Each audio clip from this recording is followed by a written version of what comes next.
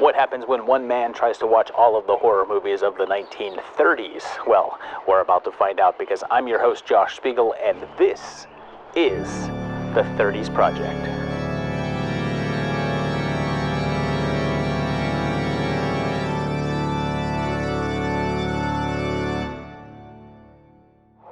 On this episode of the 30s Project, we're continuing on with the decade, and as I said before, the interesting thing about the 30s is that I can cover an entire year in one episode, and on this episode I'm giving you all of the releases of 1932, and there's quite a few big ones. And since people were kind of really split over it on the last episode, I'm going to be switching to a regular audio sound during the voiceover narrations on the movies. But on these cutaways, you can enjoy this classic audio sound, which is referred to actually, it's a filter called 1930s radio. We're starting off this year on February 10th for a film that's a little lesser known, and it's The Monster Walks, and begins with a man who died in his sleep, and he has an ape locked away in his cellar, and his family arrives later on to get his business in order, including Uncle Robert, who is wheelchair bound. As everyone gets there, Yogi the ape freaks out a little, and they keep saying that he's angry and jealous, and that they used to run experiments on him. There's a big storm that night, and they read off the will, giving everything to his daughter, Ruth. And if she were to die, then Uncle Robert would get it. He leaves a paltry sum to his housekeeper, something her and her son take great offense to, and they conspire to get more of the money on their own. And that night, a giant furry paw tries to get at Ruth. And the tension, I guess, builds while the racist caricature comic relief character tries to make jokes. And this guy is actually Willie Best, one of the most popular black actors of the time, and is often maligned for his willingness to take roles in which he was the butt of the joke. And this one was handled by Frank R. Strayer, and he handled a lot of quick and cheap films from the era and a variety of different genres. And I guess this one is meant to be sort of a mystery. It's painfully apparent just what is going on here.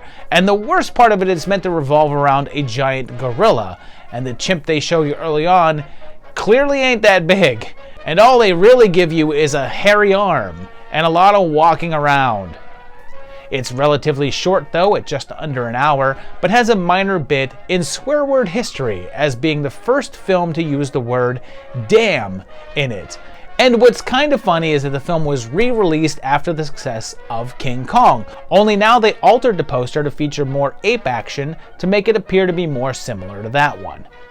Since the film is past the copyright point, it's now in the public domain, so anyone could remake this, or release it, I guess. And I'm giving this one a 2. It's fine, I guess, but man, is it boring and predictable, and the character of Exodus is just eye roll after painful racist eye roll. Its significance is a 1.5 since it's a bit more forgotten and is one of the more obscure flicks of the era, but has a touch of merit. Should you watch it? No. I mean, you're not getting a big ape when one was promised to you, so skip.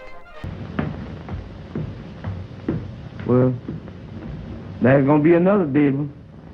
We get a bit more noted entry on February 12th when this film premiered, although it got a wider release on the 20th, and we're going big with Freaks. We are set in a carnival sideshow, and we're introduced to the group that work there, including the little person Hans, who is obsessed with the beautiful trapeze girl, Cleopatra. We also meet the other members of the sideshow, including a half-man, pinheads, the bearded lady, and the half-man, half-woman Josephine. Cleopatra is romantically involved with the strongman Hercules, and they have a tumultuous relationship. And a good portion of the beginning of this film simply highlights the daily life of these people. And you may notice that they simply used actual people with disabilities in the film, since, disabled folks used to travel in freak shows to make money. And the film displays the class struggle going on within the circus. The nice part is that most of the able-bodied members of the circus simply treat the disabled members as equals, and there's no distinction between the two on the average. In the film, Hans and Frida were real-life people with dwarfism, and although they play a romantic couple, they were brother and sister in real life. The so-called pinheads are simply people suffering from microcephaly. There's also an actual pair of conjoined twins in the film. And is that correct? Are they a pair of twins, or is it just twins? Is a pair of twins 4 people? Well, anyway, there was also Johnny Eck, a actual legless man, and the Human Torso, a man who actually had no limbs. The story kicks in when Cleo finds out that Hans inherited a large amount of money and conspires to marry him and then poison him so her and Herc can steal his money. And their marriage sets off the film's most memorable sequence. A loving cup, we accept a one of us, we accept a one of us. Gooba gobble, gooba gobble. We accept her, we accept her. And this is another film from Todd Browning, who we saw in the last episode as the director of Dracula. And even though that's considered his most noted, this is often referred to as his best. Originally was meant to star Lon Chaney and was a subject matter very near to Browning's heart as he traveled with the circus when he was younger. However, when Chaney died in 1930, the director retooled the script in order to move forward with it. It had a troubled start since the January test screenings were called a disaster and a group of viewers got up and left. The film's art director joked that they didn't walk out of the movie, they ran out. Other viewers fainted and fell ill, and one woman threatened to sue, claiming that watching the movie caused her to have a miscarriage. After this, they chopped the running time down from 90 minutes to 64, with a good chunk of the missing footage being comedy bits, and a portion of the finale. Unfortunately, those segments are lost now, and even in shorter form, it was considered to be a bomb. It cost around $300,000 to produce, which is equivalent to around $5 million today, but it only made about half of that back. It was also banned in the UK, where it would remain so until the 1960s, but in recent time it's been regaled as a classic, and its themes have been dissected and discussed repeatedly. It's become an important part of pop culture, with it being referenced in songs and TV shows, including South Park, The Player, and in songs by David Bowie and the Ramones. It had several sort of remakes, even though they're unofficial, with one called She Freak in 1967 and Freak Show from 2007. It was also vaguely adapted into a season of American Horror Story called Freak Show, as well as being adapted into a comic series. And I'm giving this one a 4. This movie rocks, but I think that there's too much build-up, and I think it takes a bit too long to get to the main plot of the film with the wedding scheme. That ending is fantastic though, and extremely effective. Its horror cultural significance is the same, since although it took a while to achieve the notoriety it has, it's now earned a place as the classic that it is. Should you watch it? Yes. Become one of us.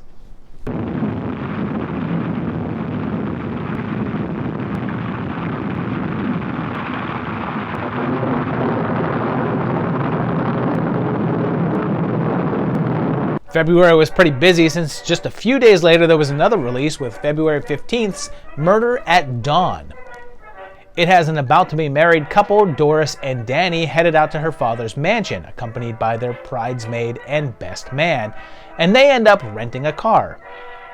Her pop is this guy who's working in a lab with a mysterious man peeking in on him, and he's invented a machine to create free power for everyone. Of course, when everyone arrives, there's a storm happening, and there's chaos as they find the dead body of Judge Folger, and the doc is missing. They start to figure out what's going on and explore the mansion, finding more dead bodies along the way, and just like The Monster Walks, there's a creepy housekeeper woman and her son involved. It's kind of weird that 2 movies, released in the same month, had the exact 2 character types in them. This one's not a mystery though, since it's told almost right away that there's a nefarious mad scientist involved who plans to turn the doc's invention into a death ray. And the director here was Richard Thorpe, and this guy was extremely prolific.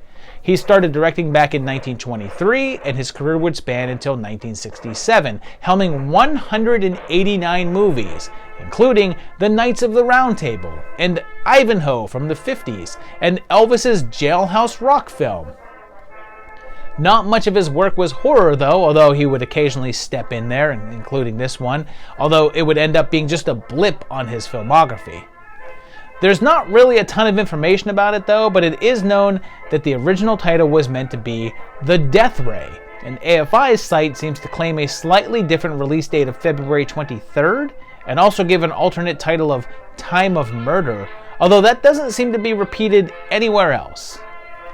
The funny thing here is that the identity reveal of the mad scientist is the exact same as the reveal of The Monster Walks, and if you've ever wondered if that whole saying about the butler did it was actually a thing, well, I guess it was. And this is another 2 for me. It's a little better than The Monster Walks, but it's still a bit of a bore. The ending is more exciting though. Its significance is just a 1 since this one is never really talked about and is one of the more obscure entries of the era. Should you watch it, this one can probably be missed. Can't be serious about going through with this. I am. You're mad. Huh? All right, the material. Now let's go to another entry that has murder in the title and coincidentally also one that features an ape, since on February 21st, Murders in the Rue Morgue was released.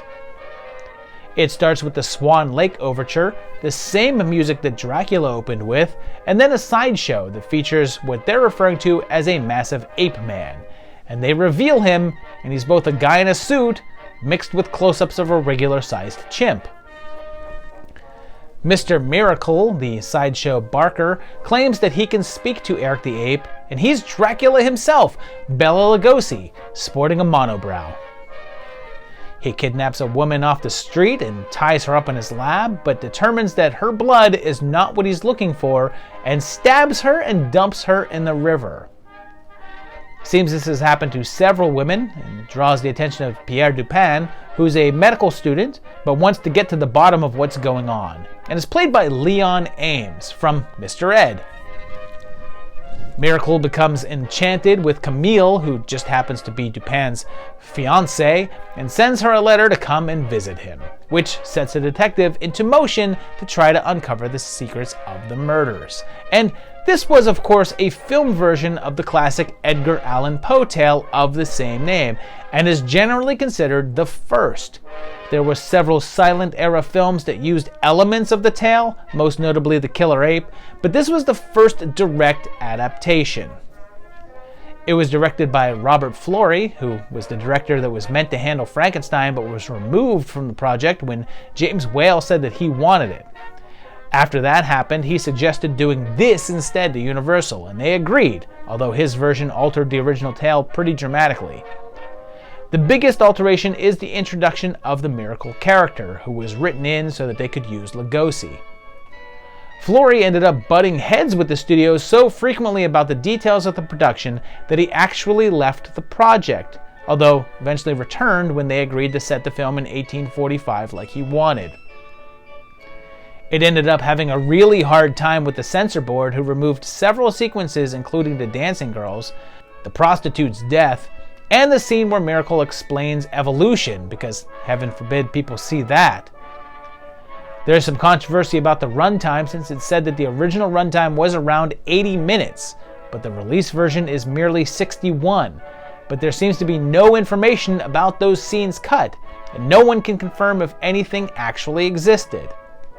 There seems to be several sources online talking about how violent the film was, requiring those cuts, but there's no evidence that was ever longer than the 61-minute release. If such scenes actually existed, no one has seen them on record, and there's no trace of their existence, so they might be lost. The film did fine at the box office, but compared to Dracula or Frankenstein, the numbers were quite disappointing, and even Florey was unhappy with the finished product. After this, he severed ties with Universal and would go on to work with Warner Brothers, and only did one other horror picture, The Beast with 5 Fingers. Ames also didn't care for it, calling it a perfectly awful film that still pops up on TV to haunt me, and it ain't all that bad, but it's certainly not great. I'm gonna go ahead and give it a 3, because I think the overall look of it is fantastic, and Lugosi seems to be having a good time, but the story's a bit meh. Its significance is a 3.5 though, since it's the first real version of Poe's tale, had Florey at the wheel, and Lugosi as the baddie. Should you watch it? I'd say yeah. I mean, it's not perfect, but it's still a good time.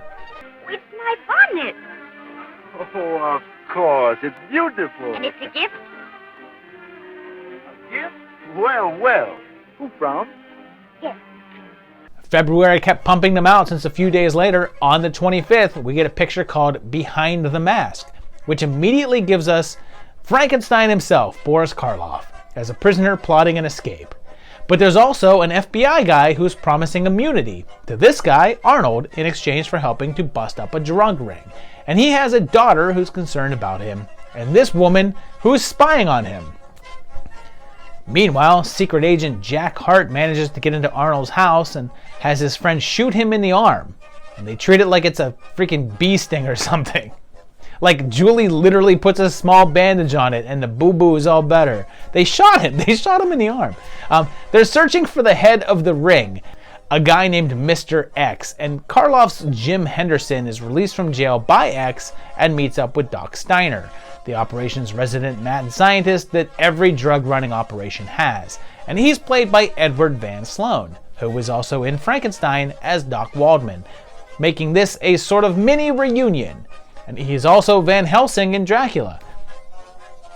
Henderson is the assassin of the group, and the guys at the FBI, the Bureau of Investigation, since that's what it was called at this point, and didn't become the FBI until 35. And for the most part, this is a simple crime drama, except for the whole psychotic mad scientist aspect of things. The poster sure wanted to play up the Karloff horror aspects though, since it makes it look like some sort of slasher flick. This one was one of the last films of John Francis Dillon, one of the more known silent film directors with 131 credits under his name since 1914, although quite a few were shorts. He had 4 films in 1932 alone, but died just 2 years later in 1934 of a heart attack at the pretty young age of 49. Meanwhile, there's a really bizarre plot point here where they fake Hart's death by making it seem like his plane crashed.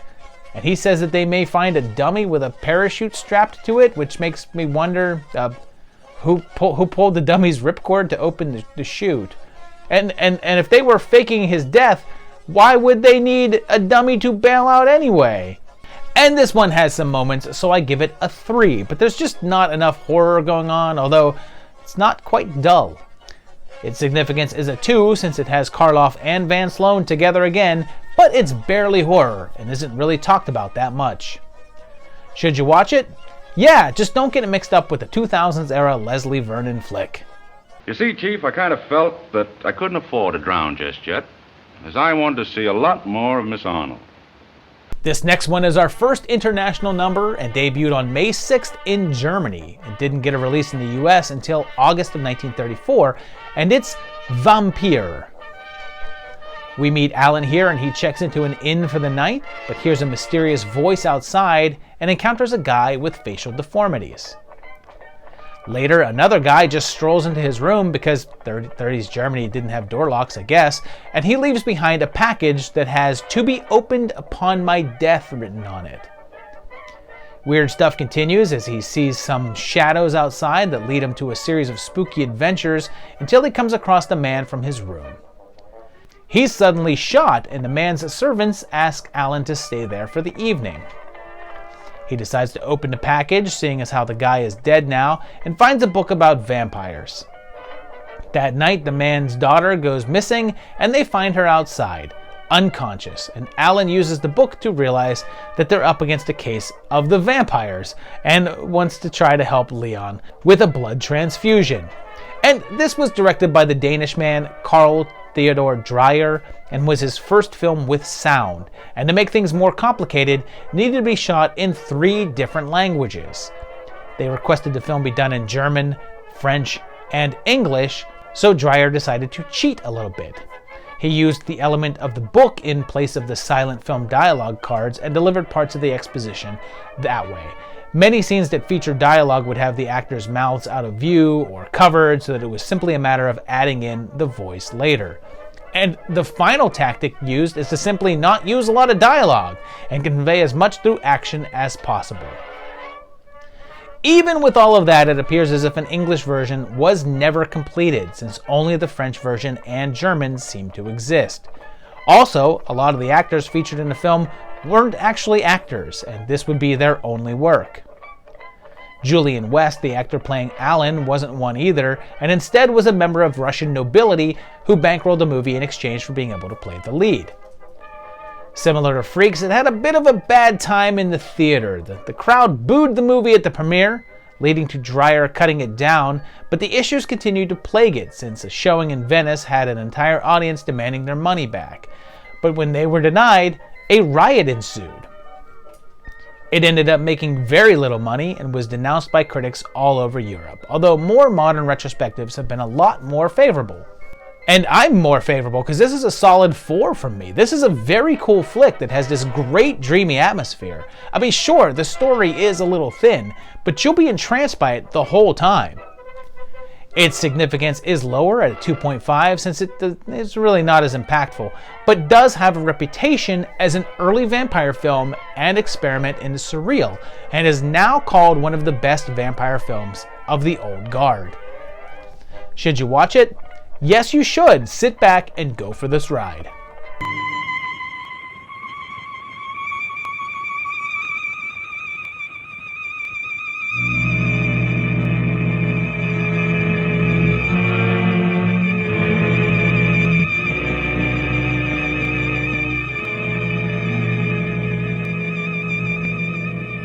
This next one is another big one, and there was a decently big jump in terms of release since this didn't come out until August 4th, and it's White Zombie. This has a couple about to be married, Neil and Madeline, as they arrive in Haiti, and they encounter a man known as Murder Legendre, another appearance here from Bela Lugosi, who had a pretty busy year. The couple witness his zombies, which they're told are walking corpses, and they're staying at a plantation there. It's Charles's place, but it turns out that he's smitten with Madeline so much that he conspires with Murder, who says the only way to do it is to turn her into a zombie. Chuckles is hesitant as my man is so pressed that he's even trying to convince her to run away with him as he's walking her down the aisle for her wedding. That is some bold shenanigans there. Since she still turns him down, he puts the zombie boss's plan into effect and poisons her, and she's buried. Shortly after, Murder and Charles restore her in a zombified state, but Neil can't get her out of his mind and is shocked to find her body missing. But then Charles regrets his decision and is put up against Murder and his crew. And this was from Victor Halperin, who had been working since the mid-20s, so this was still fairly early in his career, but he only stayed in the biz until the early 40s when he retired. Most of his films were horror or romance films, all done on a lower budget. It's often considered the first feature-length zombie film, and you can see how its influence spread into other later films. Although it's still that voodoo-type zombie and not exactly the Romero style that would appear much later on. The budget was around $50,000 and was filmed on a Universal backlot using sets and props that were previously featured in other horror films in order to save money. The casting of Lugosi was a bit shocking considering he was a name actor at this time, and being attached to such a low cash affair seemed odd, and it said that he was probably only paid between $500 to $900. His presence on set seems to match other records of his behavior, as some actors found him charming, while others claimed that he was distant and difficult. It was poorly reviewed at the time and generally criticized for its cheapness and poor acting, but it was a box office success, even if not a blockbuster. The film's low overhead meant that even a meager return was a positive one, but then something happened. The prince vanished and was thought lost for around 2 decades, finally being recovered in the late 60s, and led to a legal battle for the rights, but it was finally restored and made available. There was a sequel, Revolt of the Zombies, released in '36, again directed by Halperin, although Bela did not return. Attempts were made over the years to remake White Zombie, although none of those ended up happening, but the most famous one was in 2009, when Tobe Hooper announced he was giving it a go. And of course, another notable legacy the film had was being the inspiration for the name of the band, White Zombie. And I always kind of want to like this one more because It's got a great atmosphere and the finale rocks, but there's just too much filler in the middle of it, so it gets a 3 from me. But it's maybe closer to a 3.5, but just not quite there. Its significance is a 4.5 though, because even though it's still a touch lesser seen, it was the first zombie movie, kicking off an entire genre. Should you watch it? Yeah, I mean, don't be some sort of astro creep. You give me what I want, and you may ask anything.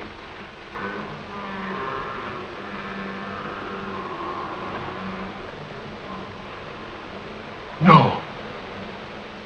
Not that!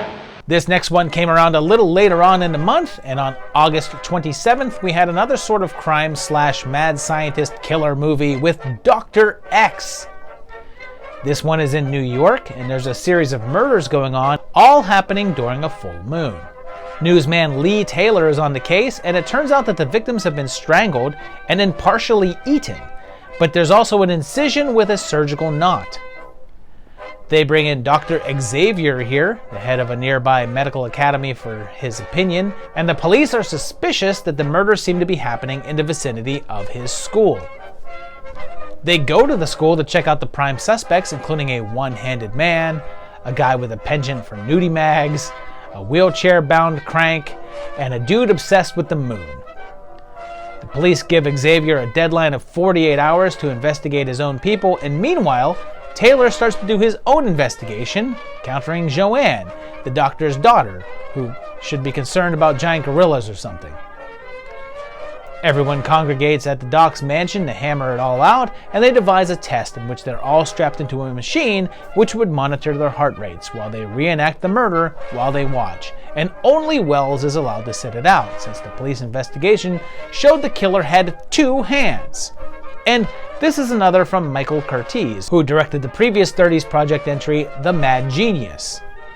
As stated there, this is the guy who would later give us Casablanca, so he's sort of a big deal. And this was an early use of the Technicolor process, in an era which color films weren't heavily desired. Studios attempted to push some color projects, but when they didn't really perform all that well, they pushed the plans. There's actually 2 different versions of this one, a black and white and color version, although it's found that they're the same, except for a few small differences.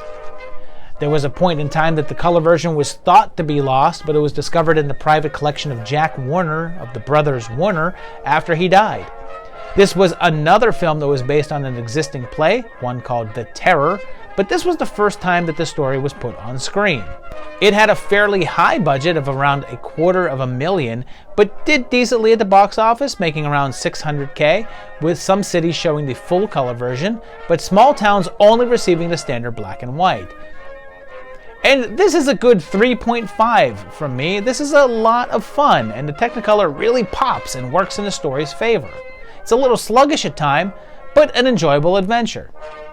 Its significance is a 3 since it's a bit more known and was an early color film and had Curtiz behind the camera, but it's never reached that sort of mainstream recognition. Should you watch it? Yep, make an appointment with this doctor. Don't be afraid tonight. Be sure you keep your eyes closed and relax. We're heading into September now and just trucking through this whole year, and this one came out on the 16th, and it's The Most Dangerous Game. We start with a big old yacht headed through a portion of water that the captain is very wary of entering, and one of the passengers is a big game hunter named Bob. Seems like the captain was right to be fearful because their ship crashes and explodes, killing most everyone on board, and killer sharks take the rest, until only Bob is left to make it to a nearby island. He finds a house and enters, where he meets the silent Ivan and then the master of the house, Count Zaroff.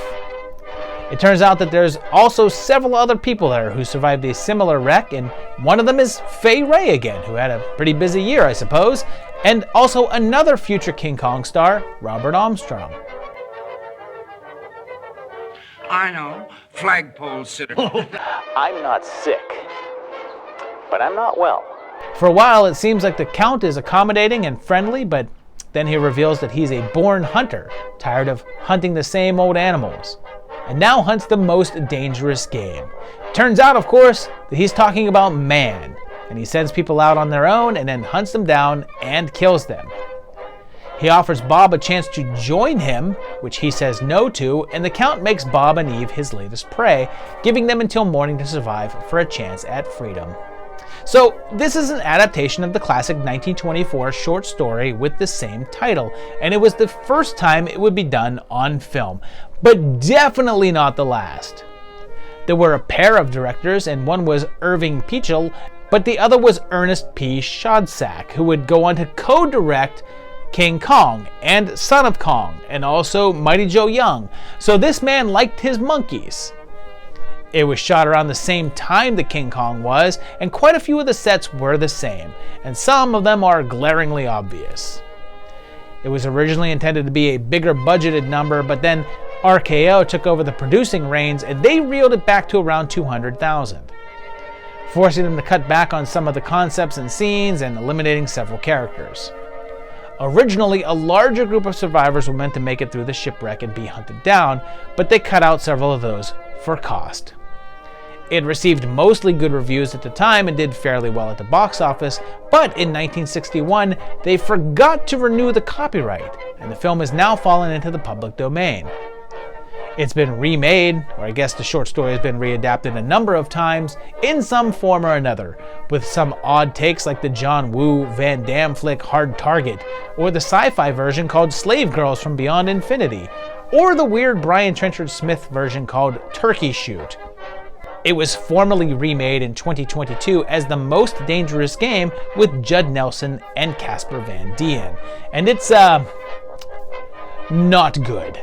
But this version it's an easy 3.5 from me. Sure, we all know the story, but this is a very cleanly and well-told version of it that just looks great, even if it looks like King Kong. Its horticultural significance is the same since it's an extremely influential story with a number of the Kong crew at work. Should you watch it? Yes, or else you'll be hunted down.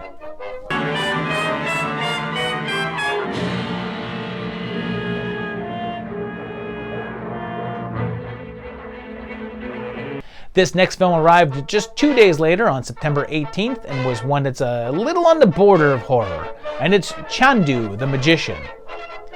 It begins with a guy in India being anointed as Chandu, his new name, and he has some cool rope lifting powers, astral projection, and fire walking. He's told he has to go out and face Roxor, an evil dude who wants to take over the world, and also that his sister is married to a man who is developing a death ray, which is something that it seems like people used to do a lot. Like if you went by 30s films, everyone was trying to create some kind of new death ray, which just isn't a life goal anymore, but I feel like it should be. Roxor and his men kidnap Robert and steal the death ray, so Chandu goes to help out. And oh yeah, his name is apparently Frank, and Roxor is once again Bela Lugosi for his third appearance this year, and the one where he's wearing the least amount of makeup. Chandu teams up with his sister and her kids to try to rescue Robert, and end up meeting comic relief Jiggles along the way, along with the Egyptian princess Naji, played by the Swedish-Austrian Irene Ware.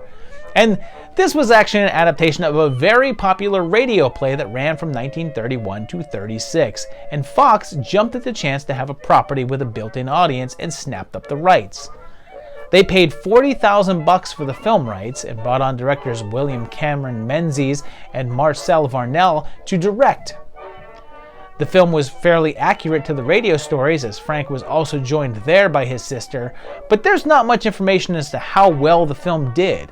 And IMDb says the budget was an estimated $350,000, but that seems really high for this era, so I'm assuming it's not accurate.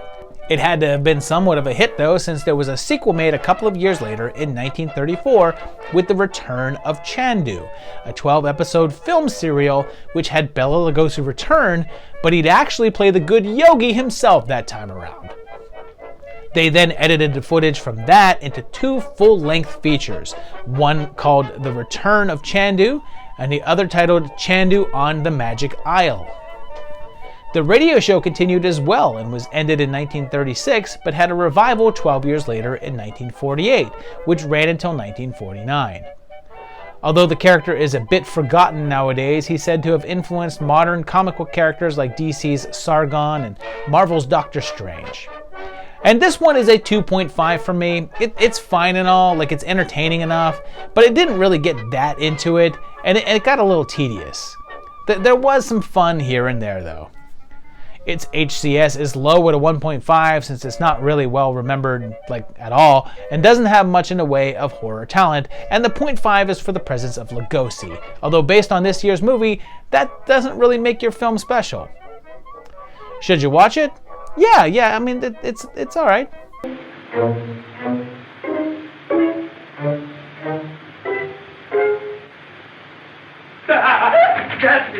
Getting into the spooky season now, we're looking at our first October entry with October 20th's release of The Old Dark House.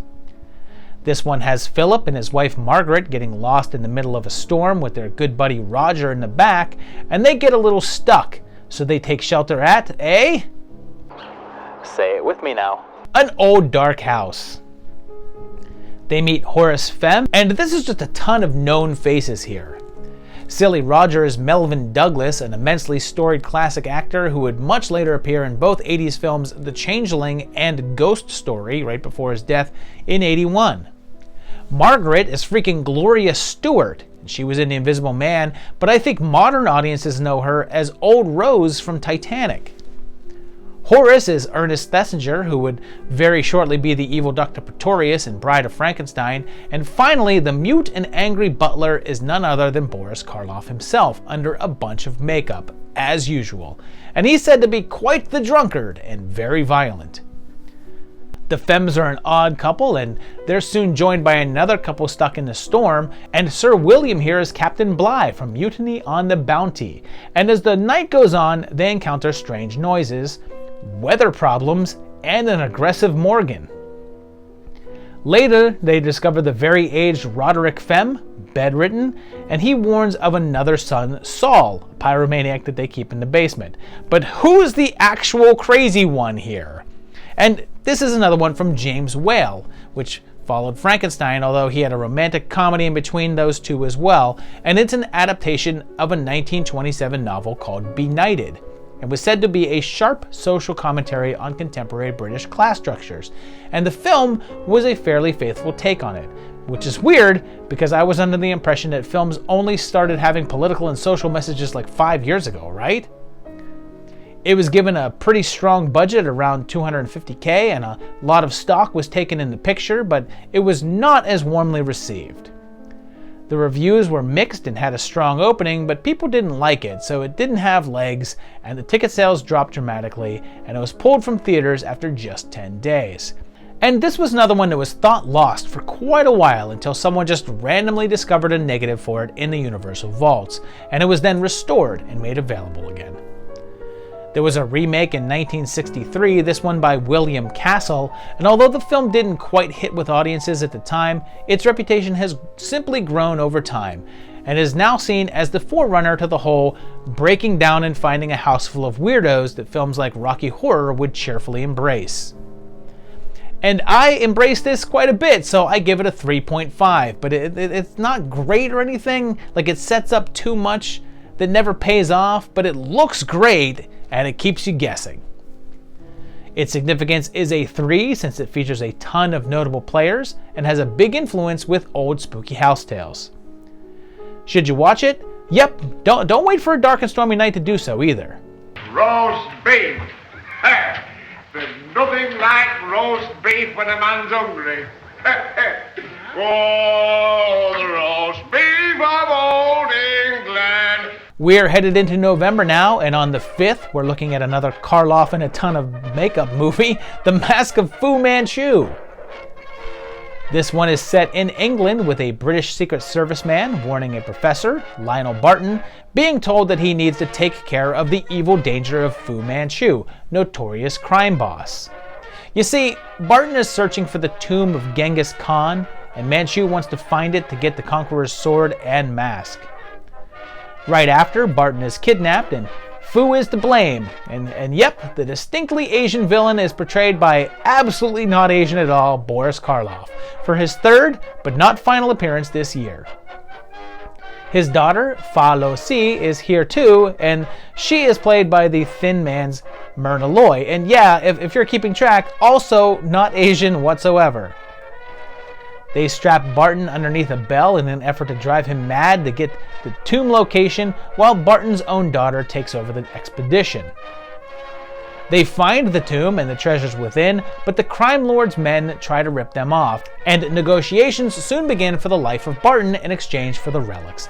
And if you're not familiar with the character of Fu Manchu, he was a supervillain that was the subject of a series of books by Sax Rohmer that started in 1913 and continued until the late 50s. This wasn't the first adaptation or depiction of the character, since there were about 6 films that would precede this one, and there were plenty more after this one. And yeah, believe it or not, but this infamous Chinese villain was pretty much never actually played by anyone of Chinese descent or even an Asian background in general. Hell, Christopher Lee played him like 4 times. He's been used ever since in a variety of ways, and if you're an MCU fan, you may not be aware that the character is also meant to be the father of Shang-Chi, or at least he was until licensing lapsed and they can't really use the name anymore. He's not really used anymore anyway due to the pretty blatant racism baked into him. Mask of Fu Manchu was an adaptation of the 5th novel, which had come out earlier that year, and as they started shooting, they didn't have a finished script, and Karloff had to be told his lines while he was sitting in the makeup chair.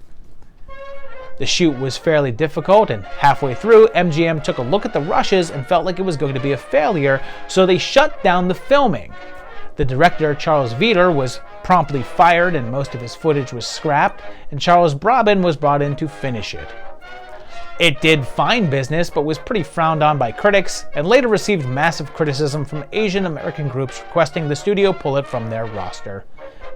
And I give it a 2.5. It's fine and all, but it's all over the place. It's very clear that there wasn't much in the way of a script involved. Its significance is the same since it was an early main character role for Karloff and part of a long-running controversial franchise. Should you watch it? Perhaps. I mean, it's fairly entertaining, but not great. I will wipe out your whole accursed white race. Oh, no! This next number is perhaps our highest profile release of the year and unwrapped on the 22nd of December, almost at the year's end, and it's The Mummy. It begins with Swan Lake, just like Dracula, and also Murders in the Rue Morgue. We're in Egypt, of course, and it's 1921, in the middle of an archaeological dig with Sir Wemple here. They discovered the tomb of Imhotep, an ancient high priest, and he looks like we'd expect him to, a dude wrapped up in bandages. Inside his casket is a cursed box and also a scroll that's meant to raise the dead. This guy finds it, and the first thing he does is read it out loud, because even in the 30s, people never learned, and this restores the mummer to life. It then jumps ahead 10 years, and Wemple's son is on hand, and one day, this crusty guy named Ardeth Bey comes strolling in, and it's Boris Karloff again for his 4th appearance this year, and he played the wrapped version of Imhotep as well. As this is him, and this is the way he'll appear throughout the rest of the film, and that bandaged stereotypical version from the intro is the only time we see him that way. And yeah, again, Karloff is not exactly Egyptian, like, at all. So in the space of a month and a half, we have him playing an Asian man, and now an Egyptian one. He's looking for the tomb of his princess and gets the crew to uncover it, and then meets Helen here, who bears a shocking resemblance to his past love. And it's funny, because this is our 3rd Universal monster flick of the 30s, and the one common link between all 3 is this guy right here, Edward Van Sloan. He was Van Helsing in Dracula, Doc Waldman in Frankenstein, and now Doc Mueller in The Mummy. Not to mention he was in Behind the Mask with Karloff again, although that wasn't Universal. And yeah, this is another entry of the Universal monsters, and after the success of both other entries, they were ready for more. They wanted to do something Egyptian themed, and since Frank and Drac were based on movies, they wanted to do the same here. But there really weren't any, so a story was cobbled together from several sources. They had Carl Frun direct, and although this would serve as his official directorial debut, he was an established cinematographer and his works included Dracula, so he knew the game.